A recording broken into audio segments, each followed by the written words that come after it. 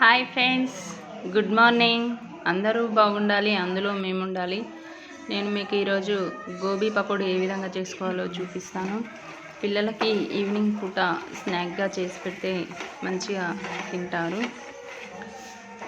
మా నాన్న అయితే డ్యూటీకి వస్తుంటే కాలీఫ్లవర్లు అమ్ముతున్నారని తీసుకొని వచ్చారు. కర్రీ వండుదామంటే పిల్లలు తినరు. ఏం చేద్దామని ఆలోచించాను. ఫైనల్గా అయితే పకోడీ చేద్దాం అనుకున్నా. ఇక పకోడీ చేయడానికి కాలీఫ్లవర్ కాడలన్నీ తీసేసి ఈ విధంగా కట్ చేసి పెట్టుకున్నాను. అన్నీ ఒకే సైజులో, అంటే మరీ పెద్దగా కాకుండా చిన్నగా కాకుండా ఈ విధంగా మీడియం సైజులో కట్ చేసి పెట్టుకొని స్టవ్ పై గిన్నె పెట్టుకోవాలి. అందులో కొన్ని వాటర్ తీసుకొని ఆ వాటర్లో అయితే కొంచెం పసుపు, కొంచెం ఉప్పు వేసుకోవాలి.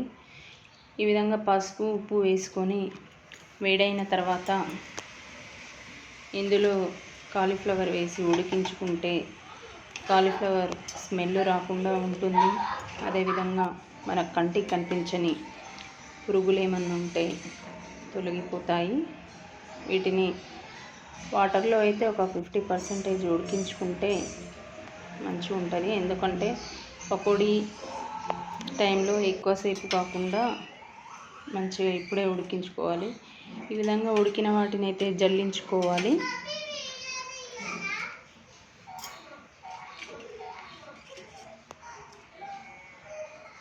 ఈ విధంగా అన్నీ జల్లించుకున్న తర్వాత పక్కన ప్లేట్లో తీసి పెట్టుకోవాలి.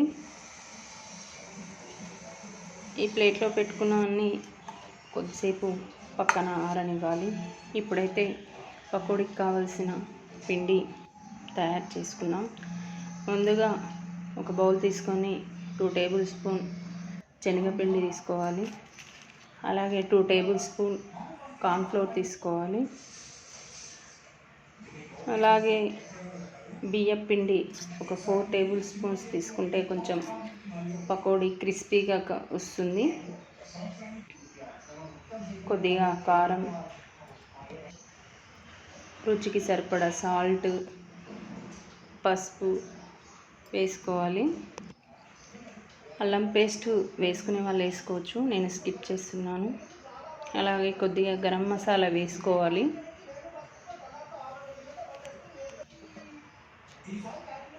ఇప్పుడు కొద్దిగా వాటర్ పోసుకొని ఈ పిండిని అయితే బాగా కలుపుకోవాలి.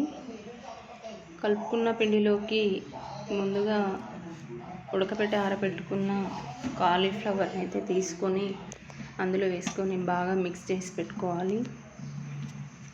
ఈ విధంగా మొత్తం మిక్స్ చేసిన దాన్ని కాసేపు పక్కన పెట్టుకొని ఈలోపు ముందుగా స్టవ్ వెలిగించుకొని స్టవ్ పై కళాయి పెట్టుకోవాలి. కళాయి పెట్టి వేడెక్కిన తర్వాత అందులో కొద్దిగా ఆయిల్ పోసుకోవాలి. ఆయిల్ వేడైందా లేదా చూసుకొని వేడైన తర్వాత పకోడీ వేసుకోవడం అయితే స్టార్ట్ చేసుకోవాలి.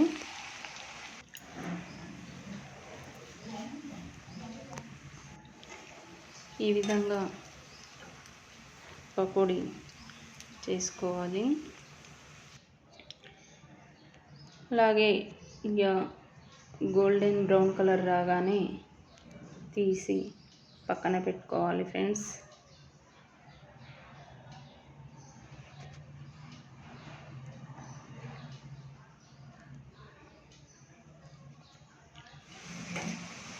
ఈ విధంగా చేసి పెట్టడం వల్ల పిల్లలు ఇష్టం లేకున్నా కానీ కొద్దిగా ఇష్టంగా తింటారు. వాళ్ళకు కూడా కొంచెం అలవాటు అయినట్టు ఉంటుంది, స్కిప్ చేయకుండా ఉంటారు.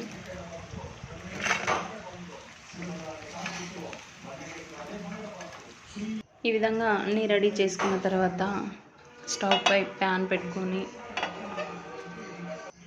అందులో కొద్దిగా ఆయిల్, కొద్దిగా జీలకర్ర వేసుకోవాలి. ఆ తర్వాత ఒక 2 పచ్చిమిర్చి, కొద్దిగా కరివేపాకు తీసి పెట్టుకొని ముందుగా పచ్చిమిర్చి ఆయిల్లో వేసుకొని వేయించుకోవాలి. పచ్చిమిర్చి వేగిన తర్వాత కరివేపాకు వేసుకొని వేయించుకోవాలి.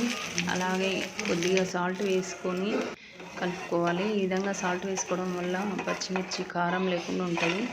కొద్దిగా పసుపు వేసుకొని మనం ముందుగా చేసి పెట్టుకున్న పకోడీని అయితే వేసుకోవాలి. అంతే అండి, వేడి వేడి గోబీ పకోడీ రెడీ.